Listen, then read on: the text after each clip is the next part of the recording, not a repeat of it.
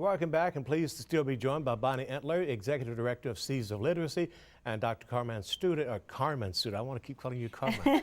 I'm surprised I haven't said it before now. Carmine Stewart, the organization's Program Director. Ladies, thank you again for being here. Her name has C-A-R-M-I-N-E, so I want to say Carmine, but I understand. Because you learned the silent E rule in phonics. That's a good thing.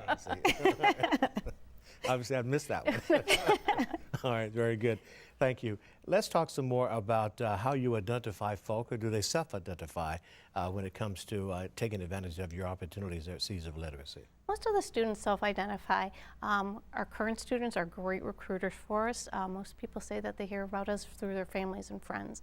We do a pretty online recruitment through social media also. Talk to me about how when you help an individual begin to learn to read, the light that goes off in their mind and their eyes, and how that sort of ripple effects across their lives. I've interviewed folks from Seeds of Literacy a couple of years ago and talked specifically to a young lady who began to learn to read, and her whole world just sort of changed. Able to get a job, feel better about herself, self-esteem went up, able to help her family. Definitely. Well, so a lot of people wonder how adults respond to that foundational level skill, but because many of our adults, number one, they're very intelligent, and they do have some skills, but when you start to show them the things that are missing and you explain to them why those skills are missing, really their initial reaction is relief, because they feel like it's not just me, there was actually a reason why I've been struggling. And so once you start helping them with that, they see very quickly, they start to see gains pretty quickly, they start to see how they're able to access more information. So for example, one student who had been guessing, we told him that we wanted to show him how to decode, and he came back a week later and he says, I decode everything now, I stopped guessing. So what happens is they start to see that they can access more things, and they're guessing a lot less, and they're accurate a lot more often because they're actually using a skill and a strategy instead of just guessing. It starts to trickle in every area of their lives. They're able to pay more attention to words that are in books that they've read before. One young lady talks about being able to help her son with her homework, or seeing words on a receipt or in stores. It just, the whole world becomes a lot more legible for them, because a lot of them have been running from numbers or from letters for much of their lives, because it was something that was just kind of a puzzle to them. One of the things that I like too in doing the research that Katie from your office sent me was that you take the time that the individual needs. You meet them where they are. And it's not like, okay, you've got to know this in 1 week and then we'll move on to the next section next week and the next section next week. If you need to stay here, we stay here until you get what you need. I like that about what you do. I think that's our strongest aspect of their program. Our mission was always to provide personalized education to individual adults, and we've never deviated from that. And we've found it to be the most successful method that's out there. And it is a lot more time consuming and well as labor intensive, but it's really how students are really successful with our program. A lot of them have tried other classroom styled programs, and they've not been successful at it. They just really need that individualized attention, and really working on what they really need and something that they're really interested in. And it really doesn't help if somebody comes to a class and they get, for a week, they get this, and they got to move on to week 2 to something else.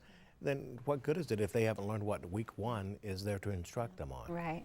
And they may not have been able to attend week 1. And we offer great flexibility, and we know everybody in our program are adults, and they have a variety of busy lives. So that's why we operate on the very long days. We do the 12-hour days and 3 class sessions a day. Students can come whenever they like. Okay. One of the things I want to talk about is funding. I know funding is always an issue. How are you funded, and is that still where it needs to be? Can you need some more help in that regard? We can always use more help in funding. I think every nonprofit could do that. But unfortunately, we lost a very large grant this past fiscal year through the state of Ohio, through the Spire organization, which funds adult education. And it was strictly because of our method, and it was based on our one-on-one instruction, not based on our outcomes. So we've spent this past year reaching out to our local foundations, who've been greatly appreciative of what we do and have stepped in to help some of that funding gap for this past year. So we're really evaluating how we can do that. We spent a lot of time this year reaching out to all our legislators and our senators to really help them understand that a variety of adult education methods are possible. Okay. What about volunteerism? We can always use volunteers. Seeds is actually a pretty small staff. There's actually only 18 employees, serving 1,000 students almost. So we need volunteers for absolutely everything.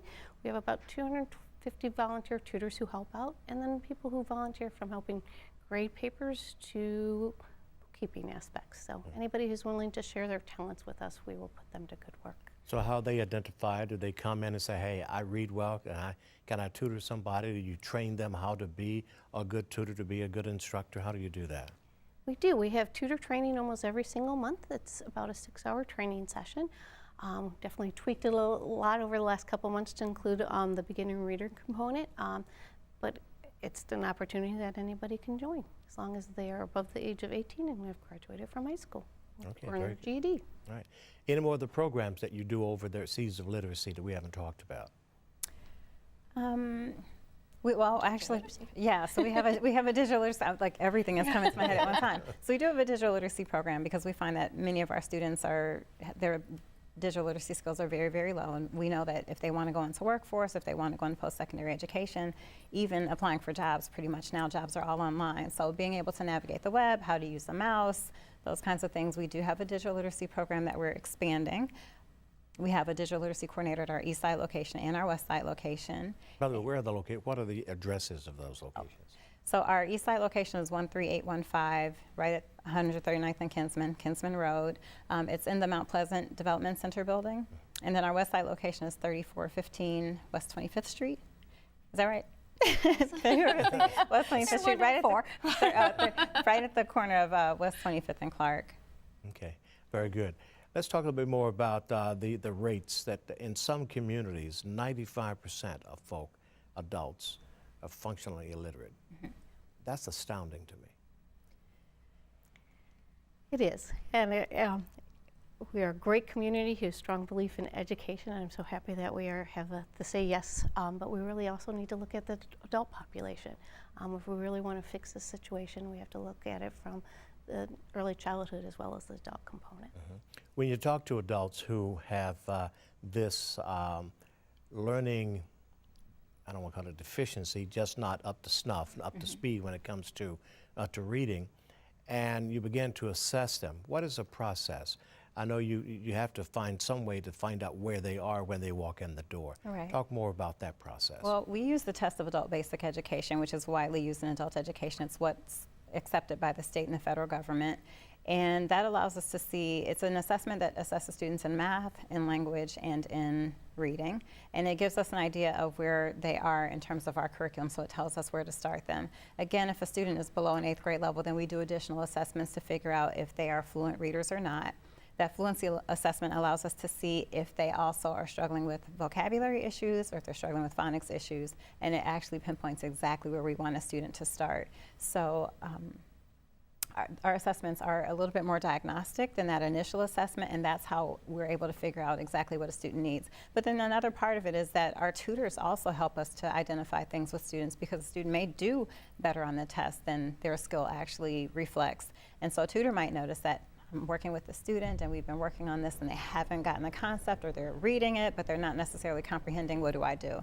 And our tutors are great about asking for help, and we have four actually amazing site coordinators who help the tutors and support them as well. Okay, now I did give my definition of functional illiterate. Let me read the clinical definition so Sure. folks, because they're two really big words, Yes, and yeah. people really may not understand Yes. what they really are. According to the information from Seeds of Literacy, functional illiteracy is defined as having math, reading, or language skills below the 4th grade level. Okay, and that's so crucial when you look at where we are in today's world, as you mentioned, with computers and just having to do all of that.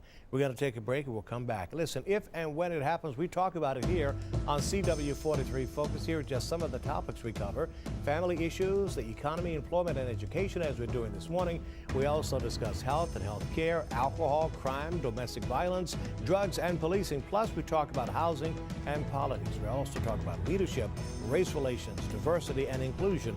If you know someone who can talk clearly about any of these issues, drop me an email at hboomer@woio.com with their info for consideration to be a guest on the show. CW43 Focus will be right back.